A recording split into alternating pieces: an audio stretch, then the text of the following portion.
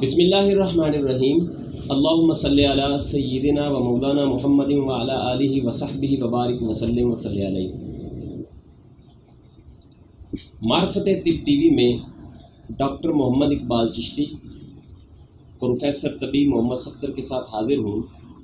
ناظرین گرامی قدر، جیسا کہ آپ کو علم ہے کہ گزشتہ 2 پروگرامز میں ہم نے علم طب میں تشخیص کے موضوع پر ڈاکٹر صاحب کے ساتھ بڑی اہم گفتگو کی۔ آج ہم ڈاکٹر صاحب کے ساتھ اسی سلسلہ کی کڑی کو آگے بڑھاتے ہوئے پروگرام کو جاری رکھتے ہیں۔ ڈاکٹر صاحب، آپ ہمیں بتائیے گا کہ ایک طبیب مریض کے چہرے سے علامات کی شناسائی کس طرح سے حاصل کرتا ہے، اور مریض کے چہرے پر جو مختلف علامات ہیں ان علامات سے ایک ماہر طبیب کو کس طرح بخوبی اندازہ ہو جاتا ہے کہ مریض کے اندر یہ امراض پائی جاتی ہیں؟ جی، بسم اللہ الرحمن الرحیم۔ ڈاکٹر صاحب، آپ کا شکریہ کہ آپ نے اس خوبصورت پروگرام میں مجھے مدعو کیا، اور میں اپنے چاہنے والوں کو آپ کے توسط سے یہ پیغام پہنچانا چاہتا ہوں کہ چہرہ پر جو آثار نمایاں ہوتے ہیں وہ اصل میں مزاج اور مریض کی امراض کا پتہ بتاتے ہیں۔ ٹھیک ہے۔ تو چہرہ ایک آئینے کی مانند ہے۔ ٹھیک ہے۔ جو انسان کا مزاج ہوتا ہے وہ اس کے آثار چہرے پر نمایاں ہوتے ہیں۔ ٹھیک ہے۔ تو جس طرح ہم باقی علامات کو نوٹ کر کے مزاج کو پہچانتے ہیں، اسی طرح ہم چہرے کے ذریعہ بھی مزاج کی پہچان کرتے ہیں، پہچان کر لیتے ہیں۔ ہاں، پہچان کر لیتے ہیں۔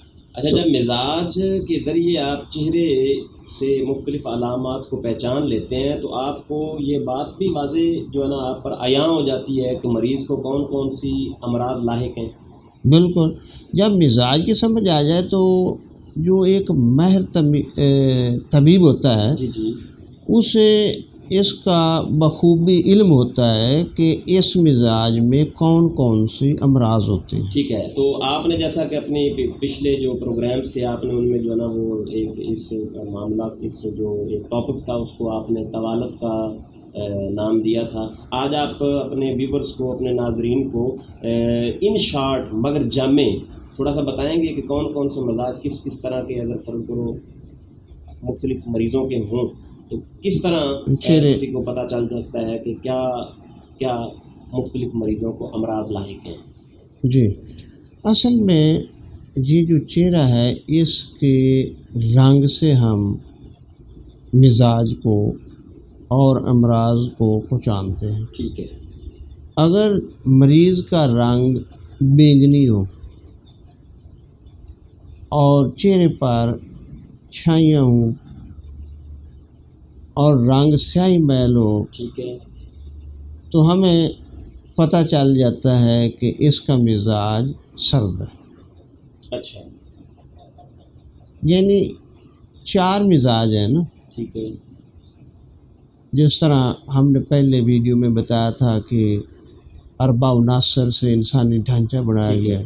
تو اس سوداوی مزاج میں کون کون سی امراض انسان کو زیادہ تر لاحق ہوتی ہیں؟ اس میں کیونکہ خون میں ٹھنڈک آ جاتی ہے، ٹھیک ہے، اور پہلے تو ہم نے مفرد مزاج بتائے تھے، لیکن مفرد سے آگے مرکب بن جاتے ہیں۔ جیسے سردی حد کراس کرے تو پھر سردی خشکی میں بدل جاتی ہے تو مزاج سرد خشک ہو جاتا ہے۔ تو اس میں مختلف علامات ہوتی ہیں جن کو ہم امراض بھی کہتے ہیں۔ ٹھیک ہے۔ مثلا تبخیر معدہ، قبض، گیس، تیزابیت کا بڑھ جانا۔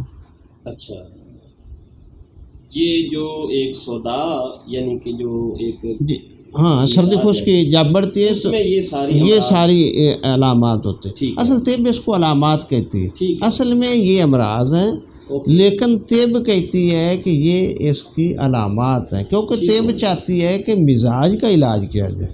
اچھا. اگر مزاج کا علاج ہو جائے گا تو یہ جتنی امراض ہیں یا جن کو ہم علامات کہتے ہیں ان کا آٹومیٹیکلی کلا کم ہو جائے گا. ہاں، کیونکہ جس مزاج سے یہ پیدا ہوئی ہیں یا کہ وقت ایک بھی مرض ہو سکتی ہے، 2 بھی ہو سکتی ہیں، 3 بھی، 4 بھی، 5 بھی، تو اصل میں تو وہ سردی خشکی کا سبب ہے نا. جی جی. اس سے اگلا کون سا ہے مزاج اور علامات؟ اس میں اور بھی ہوتی ہیں. ٹھیک ہے. جس طرح یہ جلد پر گلٹیاں ہو جاتی ہیں، ٹھیک ہے. موقع ہو جاتے ہیں، دھدری، چمبر، پھوڑا پھنسی، لو بلڈ پریشر، کاڑا موتیا اچھا وغیرہ. اس طرح بے شمار اور ایسی علامات ہیں جو اس مزاج میں پیدا ہو جاتی ہیں. ہم نے یہ چیزیں بتا دی ہیں. جی ٹھیک ہے. تو لیکن جو صحیح طبیب ہوتا ہے اس کو ان چیزوں کا علم ہوتا ہے. ٹھیک ہو گیا.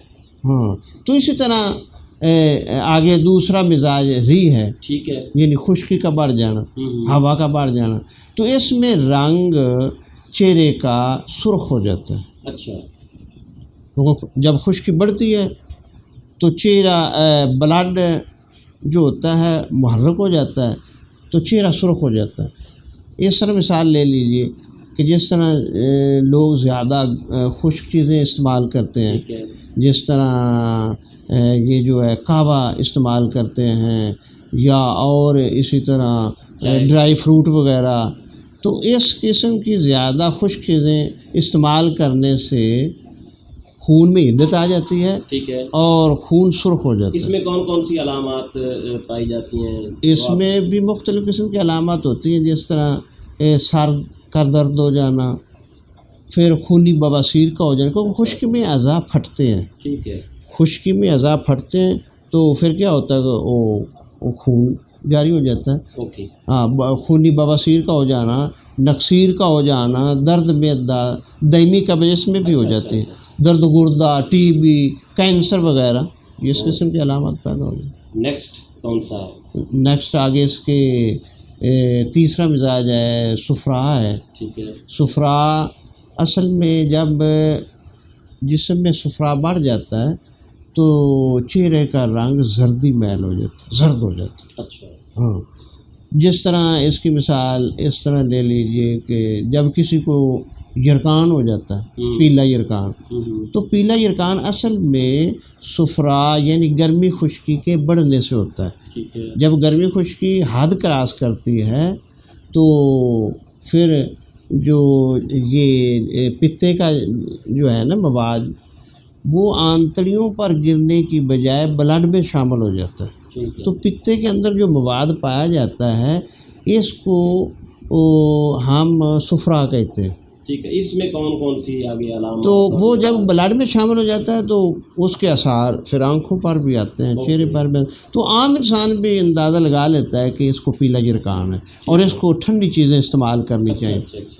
تو اسی طرح جب عام صفرا بڑھ جاتا ہے پیلے یرکان کے علاوہ، ویسے بھی گرمی ہو جاتی ہے نا، گرمی خشکی بڑھ جاتی ہے تو اس میں بھی رنگ زردی میل ہو جاتا ہے. تو ہم اندازہ کر لیتے ہیں کہ اس کا جو رنگ زردی میل کیوں ہوا ہے. اگر ہو گیا تو ہمیں پتہ ہوتا ہے کہ یہ گرمی خشکی کی وجہ سے ہوا ہے. تو اس میں مختلف قسم کی علامات پیدا ہو جاتی ہیں. زرد یرکان کا ہو جانا، ورم قلب، دل پر ورم ہو جانا، خفقان، دل کی دھڑکن کا بڑھ جانا، چھپاکی یعنی جسم پر دھپڑ کا پیدا ہو جانا، ہائی بلڈ پریشر کا ہو جانا، پیچس مروڑ کا لگ جانا، اور بھی بے شمار علامات اس سے پیدا ہو جاتی ہیں. اس سے اگلا جو آخری مزاج ہے، آخری مزاج بلغم ہے. ٹھیک ہے. اس میں تری بڑھ جاتی ہے. ٹھیک ہے. مریض کا رنگ سفید ہو جاتا ہے. اوکے. دودھ کے رنگ کی طرح.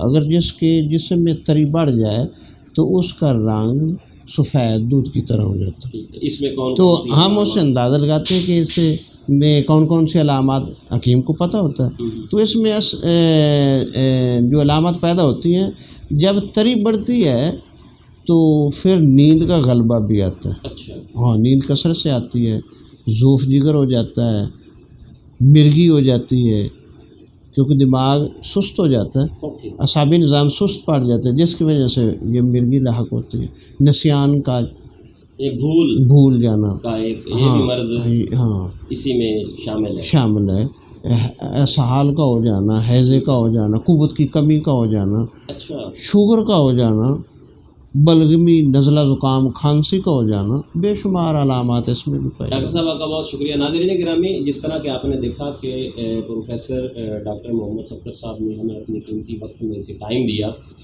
اور انہوں نے چاروں جو مزاج ہیں ان سے پیش آنے والی جو بھی علامات ہیں تو ان کو بڑا بخوبی جو ہے نا وہ انہوں نے ان کی وضاحت کی. پروگرام کے اختتام کی طرف ہم بڑھتے ہیں. انشاءاللہ نیکسٹ ایپیسوڈ میں ہم ڈاکٹر صاحب کے ساتھ دوبارہ حاضر ہوں گے اور دوبارہ ایک نئے موضوع پر ہم ڈسکس کریں گے. اسی کے ساتھ ہی اپنے میزبان اور مہمان دونوں کو اجازت دیجیے. السلام علیکم ورحمۃ اللہ وبرکاتہ.